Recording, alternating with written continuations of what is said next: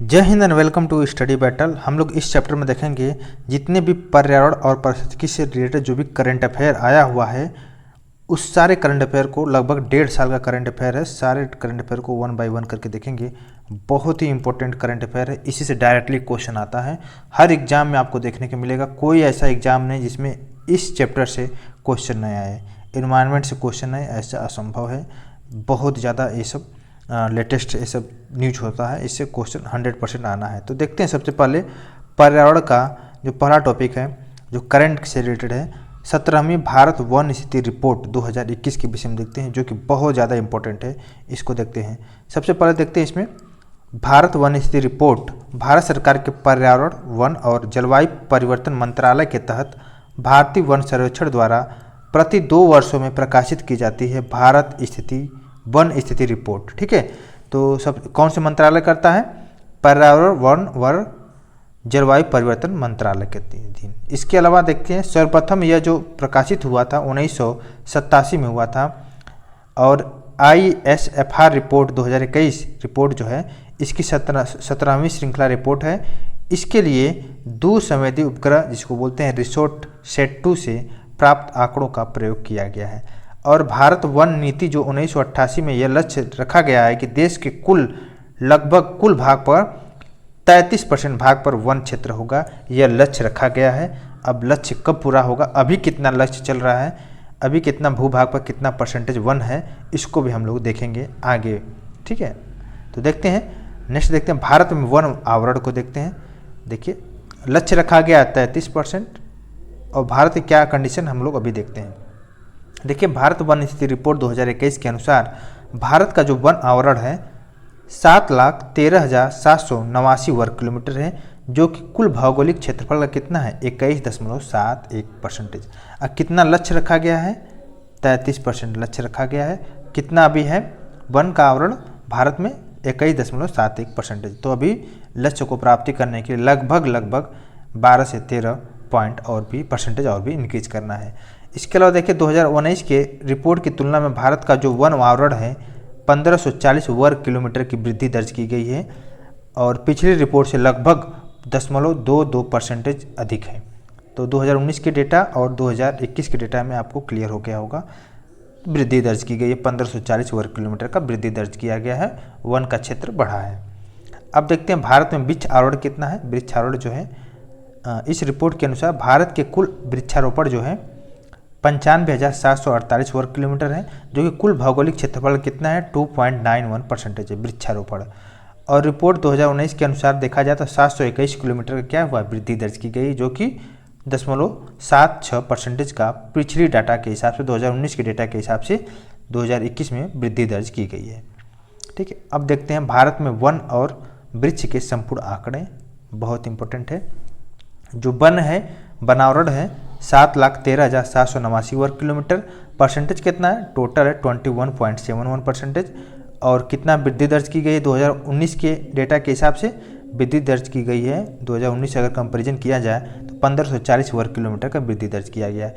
वृक्षारोपण अभी हम लोग देखें 95,748 वर्ग किलोमीटर, टोटल भूभाग का जो आवरण है 2.91% है, और वृद्धि दर्ज की गई है 2019 के डेटा से कंपैरिजन करें तो 721 वर्ग किलोमीटर की वृद्धि दर्ज की गई है। तो अब इसको दोनों के ऐड किया गया है तो टोटल हमारा परसेंटेज आ रहा है टोटल भूभाग पर, जो हमारा वन और वृक्षारोपण और वन दोनों हैं तो 24.62% है, और वृद्धि कितना है दोनों को मिलाया गया है तो 2261 वर्ग किलोमीटर की वृद्धि दर्ज की गई है 2019 के डेटा के हिसाब से हम कंपेरिजन किए हैं। ठीक है, अब देखते हैं क्षेत्रफल के अनुसार सर्वाधिक वन आवरण वाला जो राज्य है, सबसे टॉप 3 कंट्री को देखें, टॉप 3 स्टेट को, सॉरी कंट्री नहीं स्टेट। ठीक है, तो सबसे क्षेत्रफल के हिसाब से अगर देखा जाए मध्य प्रदेश में जो है वन क्षेत्र है बहुत ही ज़्यादा है। कितना है 77,493 वर्ग किलोमीटर। दूसरा स्थान पे है अरुणाचल प्रदेश जो कि 66,431 वर्ग किलोमीटर। तीसरा स्थान है छत्तीसगढ़ का 55,717 वर्ग किलोमीटर, यहाँ पे वन है। ठीक है, तो आपने देखा टॉप 3 स्टेट को क्षेत्रफल के हिसाब से। अगर क्षेत्रफल के हिसाब सबसे कम के देखें, जो लिस्ट 3 स्टेट है उसमें देखें हरियाणा सबसे कम है, वहाँ पे वन केवल 1603 वर्ग किलोमीटर है। पंजाब में 1847 वर्ग किलोमीटर और गोवा में 2244 किलोमीटर। सबसे कम कहाँ पे? हरियाणा में है वन क्षेत्र। ठीक है, ये राज्य की बात हो रही है। अब बात करें वृद्धि दर्ज, सर्वाधिक वन आवरण में कितना वृद्धि दर्ज करने वाला जो राज्य है, सबसे ज़्यादा जो वृद्धि दर्ज किया गया है आंध्र प्रदेश में देखने को मिला। वहाँ पे वन में बहुत ज़्यादा वृद्धि 647 वर्ग किलोमीटर की वृद्धि दर्ज की गई है। और कंपैरिजन किससे कर रहे हैं? 2019 के डेटा के हिसाब से कंपैरिजन कर रहे हैं। अभी हम 2021 का वन स्थिति रिपोर्ट देख रहे हैं। उड़ीसा में भी 537 वर्ग किलोमीटर का वृद्धि दर्ज की गई। नुकसान करने वाले जो अपने जंगलों, अपने वनों को कटाई किए हैं, नुकसान करने वाला जो स्टेट है उसको देखते हैं। अरुणाचल प्रदेश लगभग 257 वर्ग किलोमीटर का नुकसान किया है। मणिपुर 249 और नागालैंड 235 वर्ग किलोमीटर का नुकसान किया है। इसके अलावा देखते हैं नेक्स्ट क्वेश्चन को, सर्वाधिक वन आवरण परसेंटेज के हिसाब से। हम लोग तो देखें तो अभी क्षेत्रफल के हिसाब से, तो क्षेत्रफल के हिसाब से देखें तो मध्य प्रदेश टॉप में था।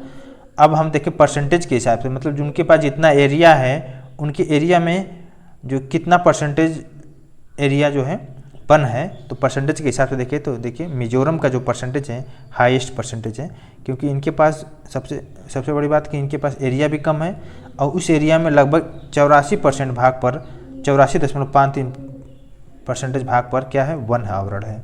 तो आप देख सकते हैं मिजोरम टॉप मोस्ट है। अरुणाचल प्रदेश में लगभग 79.33% है, लगभग नहीं, एक्यूरेट डाटा है, क्लियर। मेघालय जो है 76% है।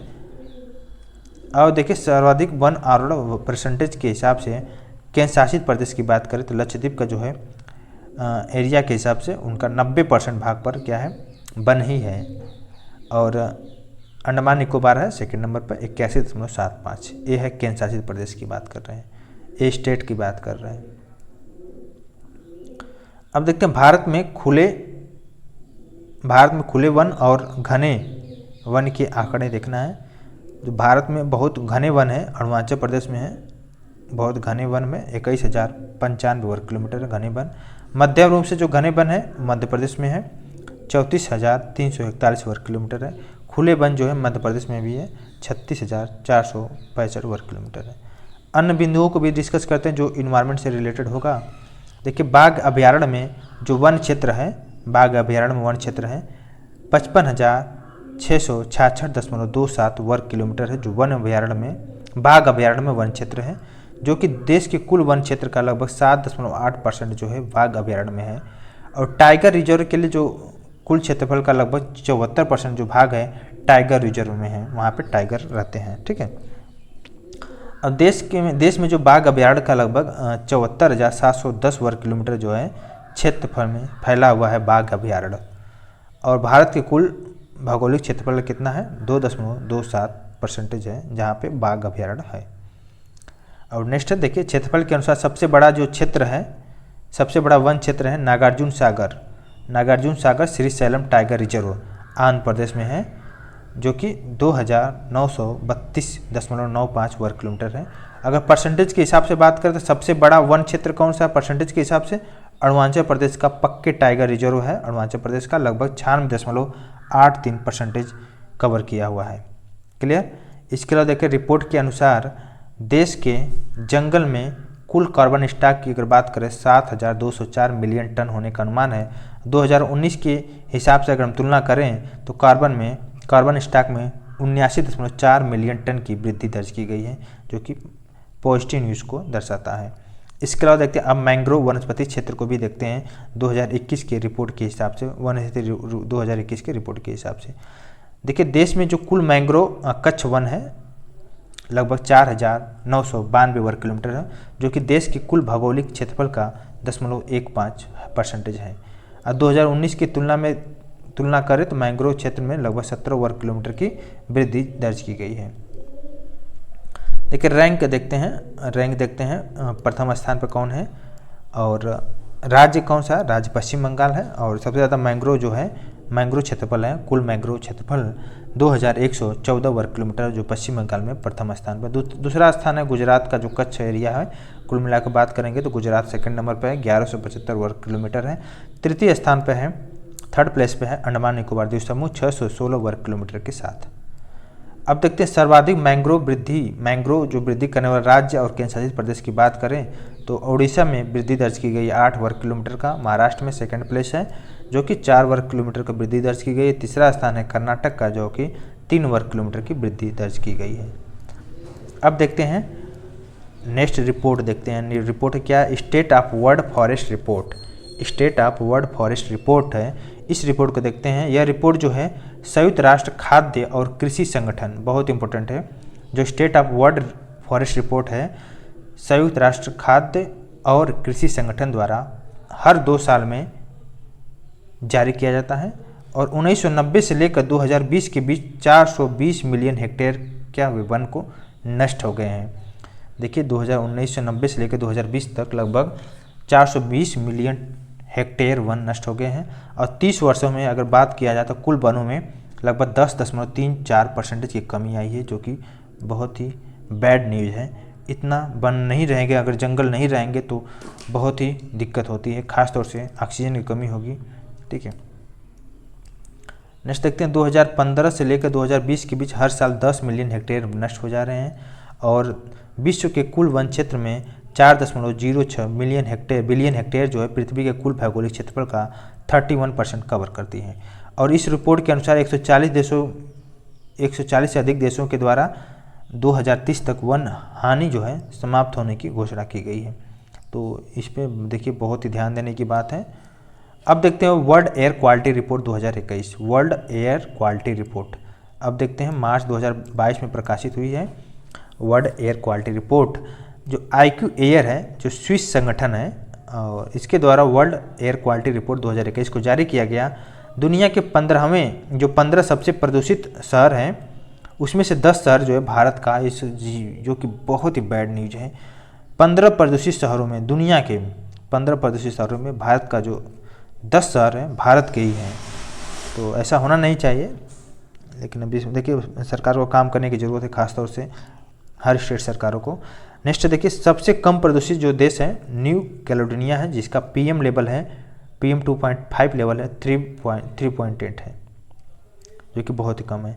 सबसे प्रदूषित देशों की सूची अगर देखें तो प्रथम स्थान पे है बांग्लादेश है, 76.9 इसका PM लेवल है, PM 2.5 लेवल है।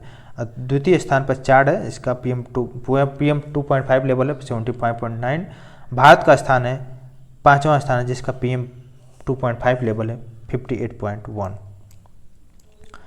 सबसे प्रदूषित राजधानी की बात करें तो नई दिल्ली है, जो कि उसका PM 2.5 लेवल है 85।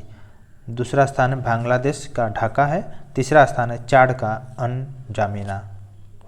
ठीक है, नेक्स्ट देखते हैं सबसे प्रदूषित शहर की बात किया जाए तो प्रथम स्थान भिवाड़ी राजस्थान है और द्वितीय स्थान गाजियाबाद उत्तर प्रदेश का है भारत का। वर्ष 2021 में 2 भारतीय समुद्र तटों को मिला है ब्लू फ्लैग प्रमाणन। ब्लू फ्लैग प्रमाणन मिला है, तो कौन से तट को ब्लू फ्लैग प्रमाणन मिला है इसको देख लेते हैं। 2021 में 2 भारतीय तट को समुद्र तट को मिला है। तो जो पहला तट है उसका नाम है कोवलम समुद्र तट, जो कि तमिलनाडु में है। और दूसरा समुद्र तट है जिसका नाम है ईडन समुद्र तट, जिसका लोकेशन है पुडुचेरी में।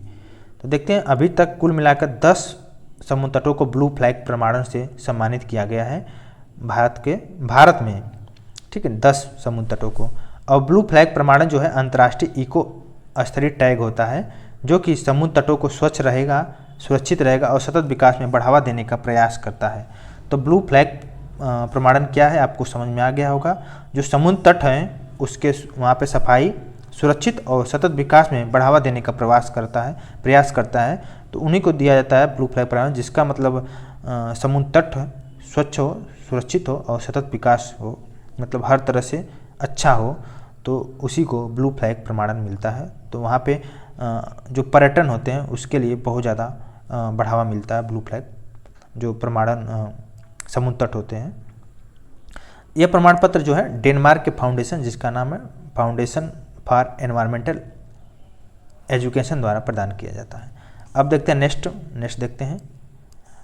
नेक्स्ट देखिए 2021-22 में रामसर स्थल में शामिल जो भारत की महत्वपूर्ण आर्द्र भूमियाँ हैं इसको देखते हैं। सबसे पहले देखते हैं इसका थोड़ा सा ब्रीफ डिस्कशन कर लेते हैं आर्द्र भूमि के विषय में। आर्द्रभूमि जो है संरक्षण अधिनियम 1971 में ईरान के रामसार में सम्मेलन हुआ। ईरान के रामसार, इसी से इसका रामसार पड़ गया है, रामसार रामसार हमेशा होता है। तो आर्द्रभूमि संरक्षण 1971 में ईरान के रामसार सम्मेलन में हुआ। इसके समझौते में 1975 से क्या हुआ, 1971 में अधिनियम हुआ, सम्मेलन हुआ और 1975 में प्रभावी हुआ और भारत में 1982 में शामिल हुआ। विश्व में देखिए 2400 कुल मिला के अधिक रामसार स्थल हैं और मार्च 2022 तक भारत में जो अंतर्राष्ट्रीय महत्व की आर्द्रभूमियाँ हैं उनकी कुल संख्या 2400 में भारत का स्थान हो गया। भारत में 49 हो गई हैं रामसार स्थल। जो 49वां रामसार स्थल के रूप में मिला है उसका राइट आंसर बखीरा वन्य जीव अभयारण्य जो कि उत्तर प्रदेश में है। तो इस तरह क्वेश्चन करंट में आता है, क्वेश्चन आ जाएगा डायरेक्टली, ऐसा नहीं आएगा कि कौन सा 49वां रामसर स्थल, ये भी आ सकता है क्वेश्चन, लेकिन क्वेश्चन इस तरह आएगा बखीरा वन्य जीव अभयारण्य कहाँ पे है। सबसे छोटा क्वेश्चन आ सकता है किसी भी एग्जाम में, तो आपको राइट आंसर मारना उत्तर प्रदेश। क्यों यही क्वेश्चन पूछा है, क्वेश्चन तो और भी हो सकता है लेकिन एक करंट का न्यूज है इसलिए क्वेश्चन यहाँ से बना देगा। ठीक है, नहीं देखते हैं, नेक्स्ट देखते हैं 48वां जो आर्द्रभूमि बना है खजड़िया का वन्य जीव अभयारण्य जो कि फरवरी 2022 में बना। ये स्थान है इसका, खजड़िया जो है स्थान है गुजरात राज्य में। बखीरा वन्य जीव अभयारण्य 49वां है जो कि उत्तर प्रदेश में है। अभी हम लोग देखें इसको, देखिए वर्ष 2021 में रामसार और अभिसमय में शामिल भारत की 5 आर्द्रभूमियाँ, ये तो 2022 में देखे थे। 2021 में कौन सी आर्द्रभूमियाँ, देखिए हैदरपुर आर्द्रभूमि है उत्तर प्रदेश में, तो क्वेश्चन आ सकता है। सुल्तानपुर राष्ट्रीय उद्यान जो कि हरियाणा राज्य में है, सुल्तानपुर राष्ट्रीय उद्यान, इसको भी आर्द्रभूमि की संज्ञा दी गई है। नेक्स्ट देखते हैं भिंडवास वन्य जीव अभयारण्य जो हरियाणा राज्य में है। वाधवाना जो वेटलैंड है गुजरात में है और थोल झील अभयारण्य जो है गुजरात राज्य में है। तो इनको क्या मिला है, रामसार अधिसमय में भारत की 5 आर्द्रभूमियाँ हैं। देखिए 2020 में किसको मिला है, रामसार अभिसमय में शामिल भारत की 5 आर्द्रभूमि हैं। तो आर्द्रभूमियों को देखते हैं 5 जो 2020 में शामिल हुई हैं। आसन कंजर्वेशन रिजर्व उत्तराखंड, कांवरताल जो है बिहार का, लोनार झील महाराष्ट्र का और सुर सरोवर जो है उत्तर प्रदेश जिसे बोलते हैं कीथम झील, ठीक है, बहुत इंपॉर्टेंट है। त्योस्कर जो आर्द्रभूमि परिसर है ये लद्दाख का आर्द्रभूमि में शामिल हुआ है। तो आई होप कितना क्लियर हो गया होगा, ठीक है, रामसार साइट के विषय में। नेक्स्ट देखते हैं यूनाइटेड किंगडम के 175 से अधिक जो रामसार स्थल है इस सूची में शामिल है।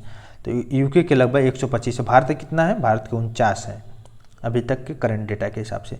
और रामसार सूची में शामिल होने वाला जो प्रथम स्थल है, तो प्रथम स्थल ऑस्ट्रेलिया का कीबोर्ग प्रायद्वीप जो है 1974 में ही शामिल हो गया था। ऑस्ट्रेलिया का प्रथम स्थल जो है कीबोर्ग प्रायद्वीप। और सबसे ज़्यादा किसका है, यूनाइटेड किंगडम का 175 से अधिक रामसार स्थल है। भारत के पहले रामसार स्थल के रूप में शामिल जो आर्द्रभूमि थी चिल्का लेक जो कि उड़ीसा राज्य में है, भारत के प्रथम पहले रामसार स्थल के रूप में शामिल हुई थी आर्द्रभूमि। अब भारत का सबसे बड़ा आर्द्रभूमि स्थल कौन सा, सुंदरवन वेटलैंड्स जो कि पश्चिम बंगाल में है। इसका जो क्षेत्रफल है 2549.44 वर्ग किलोमीटर जो कि कुल आर्द्रभूमि का लगभग 96.76% पश्चिम बंगाल में ही है। तो सोच सकते हैं कितना बड़ा वेटलैंड होगा सुंदरवन वेटलैंड्स जो कि पश्चिम बंगाल में है। भारत का सबसे छोटा आर्द्रभूमि जो स्थल है रेणुका वेटलैंड्स है जो कि हिमाचल प्रदेश में है। तो क्वेश्चन आ सकता है। इसके अलावा देखिए भारत का पहला कृत्रिम आर्द्रभूमि स्थल जो है हरिके बैराज जो कि मानव द्वारा निर्मित आर्द्रभूमि स्थल है। नेक्स्ट भारत में सर्वाधिक रामसर स्थल जो है उत्तर प्रदेश में 10 हैं और कान्हा टाइगर रिजर्व जो है सबसे अधिक 461 आर्द्रभूमि है जिनमें से अधिकांश 2.25 हेक्टेयर के कम आकार के हैं। तो इतना क्लियर हो गया होगा। नेक्स्ट देखते हैं तेंदुआ लिपोर्ट्स गणना रिपोर्ट 2018 के डेटा के हिसाब से हम लोग डिस्कस करेंगे और हम देखेंगे 21 सितंबर 2020 को प्रकाशित हुआ था रिपोर्ट, इसको देखते हैं। यह रिपोर्ट जो है स्टेट ऑफ लियोपोर्ट्स इन इंडिया 2018 के नाम से पर्यावरण वन और जलवायु परिवर्तन मंत्रालय द्वारा प्रकाशित हुआ था। बहुत इंपॉर्टेंट रिपोर्ट है लियोपोर्ट गणना रिपोर्ट 2018 जो कि प्रकाशित कब हुआ था, 21 दिसंबर 2020 को प्रकाशित हुआ था। तो देखिए भारत में कुल तेंदुआ की जो संख्या है 12,852 है और सबसे ज़्यादा जो तेंदुआ है मध्य प्रदेश में है जो कि प्रथम स्थान है। टोटल जो तेंदुआ की संख्या 3,421 है। कर्नाटक में जो तेंदुआ की संख्या है दूसरा स्थान है 1783 है। महाराष्ट्र में 1690 है, तृतीय स्थान है। और तमिलनाडु में 868 है, चतुर्थ स्थान है।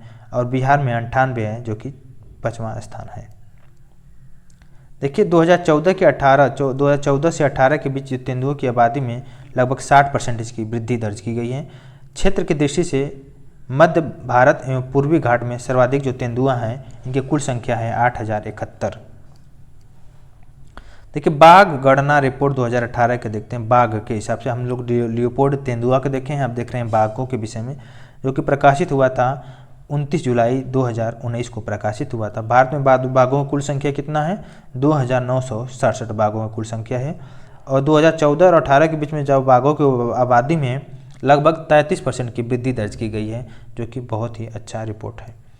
और मध्य प्रदेश में देखिए सबसे ज़्यादा बाघ है, तेंदुआ भी सबसे ज़्यादा थे और बाघ भी सबसे ज़्यादा है, जो कि 526 है, प्रथम स्थान पे है। कर्नाटक में 524 है, सेकंड स्थान पे। उत्तराखंड में 442 है बाघ, उत्तर प्रदेश में 173, बिहार में 31 और सुंदरवन में 88 बाघ हैं। दुनिया का सबसे बड़ा जो कैमरा है जिसको बोलते हैं ट्रैप वाइल्डिंग सर्वेक्षण के कारण बाघ गणना 2018 गिनीज वर्ल्ड रिकॉर्ड में दर्ज हुआ है। नेक्स्ट देखिए Jim Corbett tiger reserve 2000 gym का टाइगर रिजर्व है उत्तराखंड में है, सबसे ज़्यादा बाघ है वहाँ पे 231 बाघ है। देश के 3 अभयारण्य जो है डाम्फा अभयारण्य, बुक्सा अभयारण्य और पलामू अभयारण्य जो है इसमें बाघों की कोई भी संख्या नहीं है, तो इसको आप देख लीजिएगा। नेक्स्ट देखिए भारत के कुल बाघों की कुल बाघ की जो आबादी है लगभग आबादी का 63% जो है 1923 टाइगर रिजर्व में रहते हैं। देखिए 1923 टोटल है, 63% टाइगर रिजर्व में रहते हैं। और विश्व के कुल बाघ की आबादी का 70% जो भाग है भारत में निवास करते हैं, तो आप समझ सकते हो कितना इंपॉर्टेंट है। भारत के तीन टाइगर रिजर्व बने हैं अभी हाल में, इसको देखते हैं, बहुत इंपॉर्टेंट तीनों न्यूज हैं।